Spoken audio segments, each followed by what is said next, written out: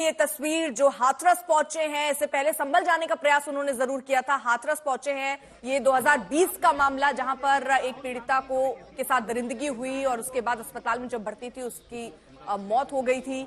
परिवार से पहले भी ये मुलाकात कर चुके हैं और एक बार फिर से मुलाकात करने के लिए राहुल गांधी हाथरस पहुंचे हैं। और इस बीच ये तस्वीरें आ रही हैं जिस तरह उत्तर प्रदेश में खासतौर पर आशुतोष, चाहे प्रियंका गांधी हो, राहुल गांधी सुपर एक्टिव दिख रहे हैं। ऐसे कई मुद्दे, चाहे वो संभल के लिए इनका प्रयास रहा हो, जहां प्रियंका और राहुल जाने की कोशिश कर रहे थे, वो अलग बात, उनको जाने नहीं दिया गया क्योंकि प्रशासन की तरफ से इजाजत नहीं थी। लेकिन हाथरस पहुंचे हैं अलग रणनीति के साथ। बिल्कुल अर्पिता, चलिए अमित भारद्वाज का रुख कर लेते हैं। फोन लाइन पर हमारे संवाददाता जुड़े हुए हैं। अमित, हाथरस पहुंचे हैं कांग्रेस सांसद राहुल गांधी, क्या खबर है? किस तरह की पुलिस प्रशासन की व्यवस्था है और क्या इसको लेकर रार तकरार है? देखिए आशुतोष, आज इस तरह का कोई रेजिस्टेंस नहीं था एडमिनिस्ट्रेशन की तरफ से। जब राहुल गांधी को हाथरस जाने का प्लान उन्होंने साझा किया, निश्चित रूप से सिक्योरिटी प्रोटोकॉल के हिसाब से लोकल एडमिनिस्ट्रेशन को बताया जाता है कि लीडर ऑफ अपोजिशन आ रहे हैं।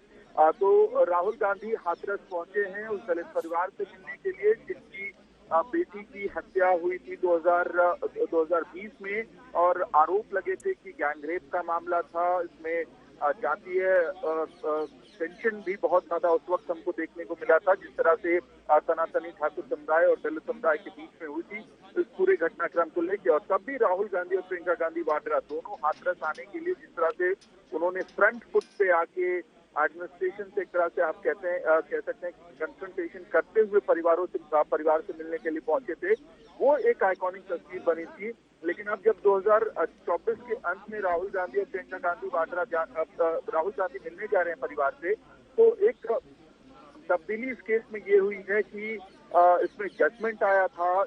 जो लोअर कोर्ट है उसने जजमेंट दिया था, 4 में से 3 अभियुक्तों को रिहा कर दिया था और चौथा अभियुक्त जो इसमें जिसमें कन्विक्ट किया गया, जिसे उस पर कल्पेबल होमिसाइड का आरोप लगा के उसे आप कह सकते हैं कि कन्विक्शन हुआ। तो ऐसे में ना तो रेप और ना ही मर्डर, दोनों के चार्जेस में सजा नहीं हुई है। तो अब ये देखना है कि क्या राहुल गांधी इन मुद्दों को भी उठाते हैं, परिवार से मिलते हैं, तो परिवार की तरफ से क्या बात कही जाती है और हाईकोर्ट में जो याचिका परिवार कितनी सच्चाई है। ऐसी खबरें हैं कि परिवार की तरफ से एक पत्र उनको लिखा गया और ये कहा गया कि हमें जो अभी तक मिलना चाहिए सरकार की तरफ से वो भी नहीं मिला है। क्या इसके बाद राहुल गए हैं? क्यों गए हैं राहुल?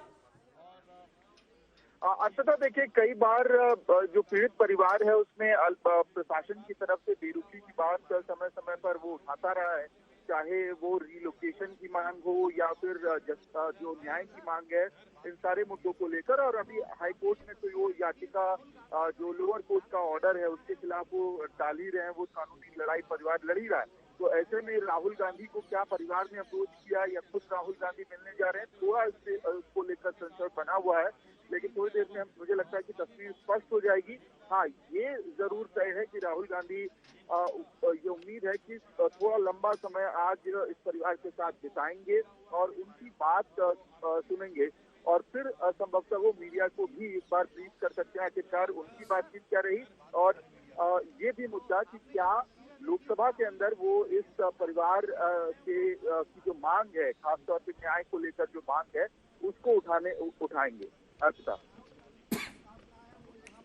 तो फिलहाल देखिए ये पूरा मामला हाथरस रेप का, जहां पर 2020 की एक घटना है, पीड़िता के साथ दरिंदगी हुई थी, उसके बाद उनकी मौत हो गई थी। राहुल गांधी उस वक्त भी गए थे और राहुल गांधी एक बार फिर से परिवार वालों से मुलाकात करने के लिए हाथरस पहुंचे हैं। उसको लेकर सियासत भी हो रही है।